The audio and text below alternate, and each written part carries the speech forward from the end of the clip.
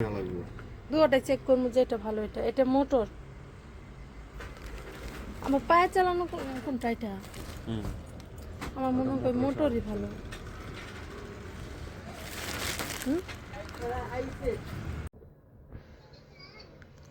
মামা লামনি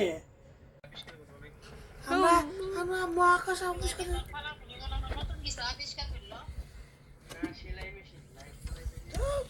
সেলাই মেশিন দুইটা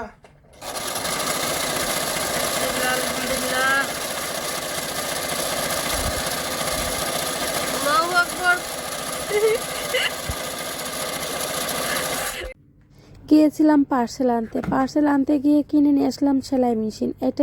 এই গল্প শেয়ার করব আপনাদের সাথে। আমি কেন পার্সেল আনতে গেলাম কারণ হচ্ছে আমাকে তারা নক করেছিল, আমি তাদের রেসপন্স করতে পারি নাই, কারণ আমি তখন কোথায় ছিলাম আমি নিজেও জানি না। তো তারা আমাকে একটা ছবি পাঠিয়ে দিছে যে এটা আমরা পাশের একটা শপে দিয়ে গেছিলো সেখান থেকে আনার জন্য। তাই আমি ওখানে গিয়েছিলাম, আনতে যাওয়ার পর দেখি দুইটা সেলাই মেশিন অনেক ভালো।